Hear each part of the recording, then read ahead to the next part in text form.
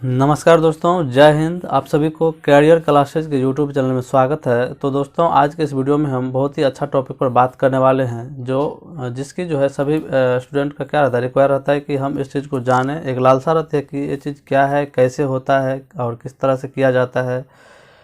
तो जो इस बार सीटेट ने जो नया नियम लागू किया था, जो अब मार्क पर जो है क्या करेगा, नॉर्मलाइजेशन लागू करेगा। यानी कि नॉर्मलाइजेशन का हिंदी आप देख रहे हैं सामान्यीकरण। सामान्यीकरण की प्रक्रिया जो इस बार से स्टार्ट की है, उसके बारे में हम आज समझेंगे कि किस तरह से इस पर यह प्रक्रिया होती है और कैसे होगी। तो चलिए आज हम नॉर्मलाइजेशन के बारे में जानेंगे। तो अगर आप इस चैनल पर नए हैं तो इस चैनल को आप सब्सक्राइब कर लें और बेल आइकन को दबा दें। इस पर आपको सीटेट से जुड़े हुए, डीएलएड से जुड़े हुए वीडियोज आपको मिलता रहेगा। तो चलिए आज की प्रक्रिया हम स्टार्ट करते हैं, आज का सेशन स्टार्ट करते हैं। यहाँ पर देखिए नॉर्मलाइजेशन, हिंदी हम लिखें इसका सामान्यीकरण, और इसका यहाँ पे कुछ अर्थ हम लिख दिए हैं कि कठिनाई स्तर के आधार पर कई पालियों में उपस्थित अंकों की बराबरी करना। यानी कि आपको पता है कि इस बार सीटेट का जो एग्ज़ाम हुआ है वो विभिन्न शिफ्टों में हुआ है। आपको पता है कि विभिन्न शिफ्ट में एग्ज़ाम हुआ है। 16 से चालू होकर के 21 जनवरी ऐसे इस तरह से चला था। तो 21 जो कैंसिल हुआ था वो 21 जनवरी को हुआ था। और जो वैसे भी आपको पता है कि सीटेट का जो एग्ज़ाम हुआ है वो शिफ्ट बाय शिफ्ट हुआ है, दो शिफ्ट करके एग्ज़ाम हुआ है। तो शिफ्ट बाय शिफ्ट जो एग्ज़ाम होता है, तो इसी मतलब जो प्रतियोगिता परीक्षा जो होता है, तो इसमें क्या होता है कि विभिन्न शिफ्ट में एग्ज़ाम होता है। और इस विभिन्न शिफ्ट में का एग्ज़ाम में क्या होता है कि प्रत्येक शिफ्ट का क्वेश्चन किसी शिफ्ट का हल्का रहता है तो किसी शिफ्ट का भारी रहता है। तो इसी तरह विभिन्न शिफ्ट का, बहुत सारे शिफ्ट का क्या होता है, क्वेश्चन हल्का हो जाता है। इससे क्या होता है कि स्टूडेंट को मार्क ज़्यादा आ जाता है। और विभिन्न शिफ्ट का क्या होता है कि क्वेश्चन भारी हो जाता है तो उसका क्या होता है, स्टूडेंट का नंबर कम हो जाता है। तो इसी खाई को कम करने के लिए, आपको पता है कि इसी खाई को कम करने के लिए नॉर्मलाइजेशन लागू किया गया कि। और एक चीज़ देख लीजिए, नॉर्मलाइजेशन का आविष्कार जो है कार्ल आर मे ने किया। कार्ल आर मे ने इस चीज़ का आविष्कार किया कि किसी भी प्रतियोगिता परीक्षा में, आपको पता है रेलवे में, एसएससी में, रेलवे के हर एक एग्जाम में नॉर्मलाइजेशन लागू होता है। सीटेट पहली बार लागू कर रहा है नॉर्मलाइजेशन, क्योंकि शिफ्ट में एग्जाम लिया है, विभिन्न शिफ्टों में एग्जाम लिया है। इसी को लेकर क्या किया है, नॉर्मलाइजेशन लागू किया है। आपको बता दिए कि नॉर्मलाइजेशन क्या किया है। क्या होता है कि विभिन्न शिफ्टों में जो एग्ज़ाम होता है, किसी में हल्का, किसी में भारी, किसी में मतलब हल्का भारी, इसी खाई को कम करने के लिए, स्टूडेंट के बीच खाई को कम करने के लिए ये नॉर्मलाइजेशन लागू किया गया है। तो इस बार सीटेट जो है पहली बार नॉर्मलाइजेशन करेगा। तो किस तरह से नॉर्मलाइजेशन होता है, आप मतलब कैसे, किस लिए होता है ये तो समझ गए। अब कैसे होता है इस पर भी हम बात करते हैं। तो चलिए देखिए, यहाँ पर सबसे पहले आप एक चीज़ देखिए, हम 3 शिफ्ट का उदाहरण लेते हैं। शिफ्ट 1, शिफ्ट 2, यहाँ से लीजिए शिफ्ट 2, यहाँ पे ऐसे शिफ्ट 1, शिफ्ट 3। और इसमें जो है शिफ्ट 1 में शिफ्ट 2, शिफ्ट 3, 3 शिफ्ट हो गया। 3 शिफ्ट का हम उदाहरण ले रहे हैं। इसमें 15 स्टूडेंट का हम लेंगे। इसमें पहला शिफ्ट में जो है 5 स्टूडेंट रहेगा, दूसरा शिफ्ट में भी 5 स्टूडेंट रहेगा, और तीसरा शिफ्ट में भी 5 स्टूडेंट का मार्क दिया रहेगा।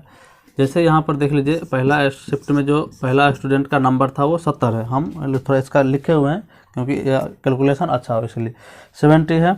फिर अगला का 45 है, और है 80, फिर 59 है, और फिर एक लड़का का 70 है। और शिफ्ट 2 में देख लीजिए, एक का 65 है, एक का जो है 61, एक का 75, और एक का 90, और एक का जो है 59 है। और शिफ्ट 3 में देख लीजिए, एक का 50 है, और एक का 75 है, और एक का 88 है, और एक का क्या है 75, और एक का 77। यहाँ पे हम 5 स्टूडेंट का जो है शिफ्ट 1 में लिख दिया, 5 स्टूडेंट का शिफ्ट 2 में लिख दिया, और 5 स्टूडेंट का शिफ्ट 3 में लिख दिया। यानी कि शिफ्ट 1 में 5 स्टूडेंट एग्जाम दिए, एक स्टूडेंट का 70 नंबर आया, एक का 45 आया, एक का 80 आया, एक का 79 आया, एक का 70 आया। इसी तरह से अगर यहाँ पे हम 72 ही कर देते हैं, चलिए एक जैसा हो इसीलिए। और शिफ्ट 2 में भी एक का 65, 61, 75, 90, 59 आया, और शिफ्ट 3 में 50। इस तरह से ये 5 स्टूडेंट का नंबर आया। तो अब आपको हम बताएंगे कि नॉर्मलाइजेशन जो है किस तरह से लागू होगा।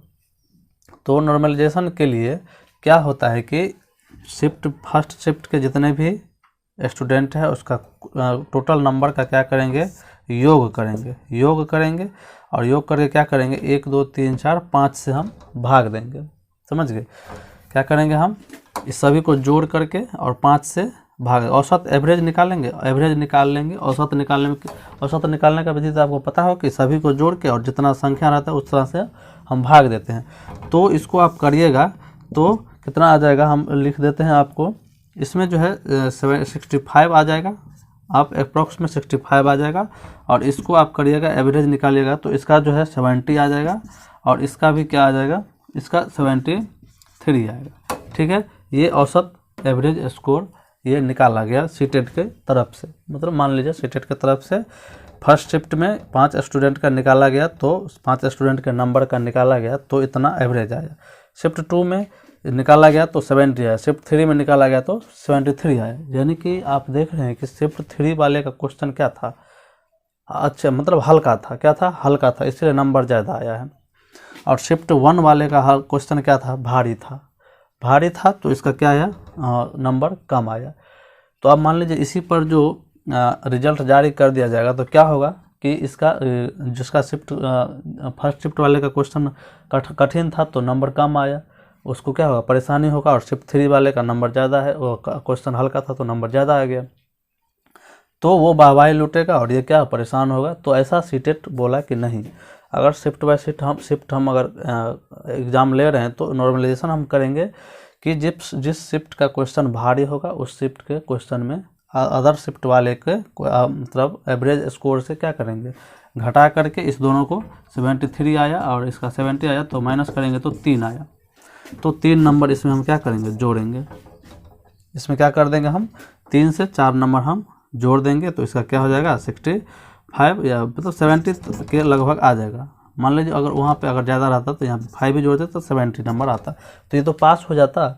हम इस तरह से एवरेज निकाले इसीलिए नहीं इतना है। अगर मतलब सीटेट 80 अगर किसी का आ रहा है, मतलब फर्स्ट शिफ्ट वाले का नंबर 80 आया, इसका कितना आया, 85 आया, इसका 89 आया, तो क्या होगा कि इस सब में से इस दोनों के एवरेज से घटा के इसमें जोड़ दिया जाएगा, तो इस शिफ्ट वाले का भी नंबर क्या हो जाएगा, बढ़ जाएगा। तो यही इसी प्रक्रिया, इसी खाई को कम करने के लिए सीटेट ने क्या किया, नॉर्मलाइजेशन लागू किया। आपको पता है कि नॉर्मलाइजेशन 2 तरीका से होता है। इस बार सीटेट किस तरीका से करेगा, इस तरीका से करेगा कि एक्यूरेसी भी ध्यान दे, इसमें एक्यूरेसी भी देखा जाता है। जैसे ग्रुप डी में होता है क्या है कि रेलवे के एग्जाम में होता है क्या है कि आपका जैसे 65 नंबर आया है, क्या आया, 65 नंबर आया। आप 65 नंबर में से 100 का रहता है तो 100 में 65 नंबर आपका आया। अब देखिएगा कि 65 में से आपका कितना आंसर, मतलब 100 में कितना आंसर क्वेश्चन गलत हो गया। अगर आप एक्यूरेट, अगर 65 ही नंबर आया है तो अगर 65 ही क्वेश्चन रंगे हैं तो आपका नॉर्मलाइजेशन अंक हाई होगा, ज़्यादा बढ़ेगा, एक्यूरेसी आपका ज़्यादा है। इसीलिए क्योंकि आप 65 नंबर आया है, 65 क्वेश्चन ही बनाए हैं तो एक्यूरेसी आपका ज़्यादा हो गया। अगर कोई किसी का जो है 65 नंबर आया और वो 10 क्वेश्चन और गलत कर दिया, यानी कि 75 क्वेश्चन बनाया, 10 गलत हो गया लेकिन 65 नंबर आया, तो इसका क्या होगा, नॉर्मलाइजेशन कम होगा और इसके अपेक्षा इसका नॉर्मलाइजेशन ज़्यादा होगा। तो एक्यूरेसी पर भी नॉर्मलाइजेशन किया जाता है।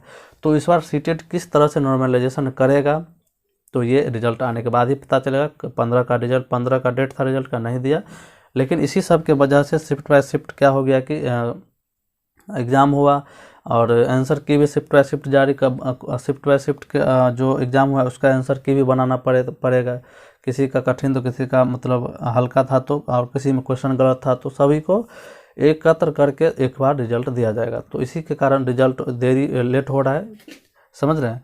तो नॉर्मलाइजेशन को अच्छी तरह से आप समझ गए होंगे कि सीटेट में किस तरह से नॉर्मलाइजेशन किया जाएगा। प्रत्येक शिफ्ट में अगर 1 लाख अगर मतलब एक शिफ्ट में 1 लाख स्टूडेंट एग्जाम दिया या 50,000 तो मतलब स्टूडेंट क्या किया है, एग्ज़ाम दिया, तो उस सभी के अंकों को जोड़ करके एवरेज निकाल करके और शिफ्ट के जो एवरेज स्कोर रहेगा उसके तुलना में इसको क्या करेगा, अगर कम रहेगा तो उसको थोड़ा सा उसके अनुसार 2-3 नंबर बढ़ाया जाएगा, जिससे क्या हो कि इसका भी और इस सभी का एक मतलब समान क्या हो, मतलब वैल्यू एक समान हो कि ना ही उसका मतलब ये इसको ज़्यादा हल्का प्रश्न था तो वो उसको ज़्यादा नंबर आएगा, इसका कठिन था तो कम नंबर आएगा। तो ऐसा नहीं करेगा शिफ्टेड। अगर मतलब कठिन शिफ्ट वाले का क्या करेगा, उस सभी का एवरेज इसको निकाल के उसमें से क्या करेगा, इसमें ला करके जोड़ेगा। तो आप लोग अधैर्य ना हो, अगर किसी का 80 भी नंबर आ रहा है तो किसी शिफ्ट का अगर भारी क्वेश्चन है 80 नंबर आ रहा है, 75 नंबर आ रहा है तो वो बढ़ सकता है। वो अभी आप टेंशन न ले, रिजल्ट आने के बाद पता चलेगा कि नॉर्मलाइजेशन किस शिफ्ट का कितना बढ़ा है।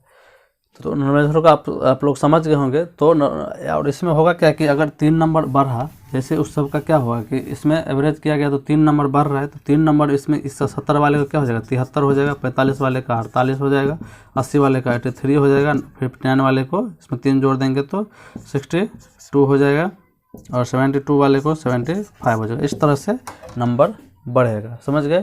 तो चलिए, हमें आशा है कि आप नॉर्मलाइजेशन को अच्छी तरह से समझ गए होंगे। अगर अच्छा लगे वीडियो तो इसको लाइक, सब्सक्राइब और शेयर जरूर करें। धन्यवाद।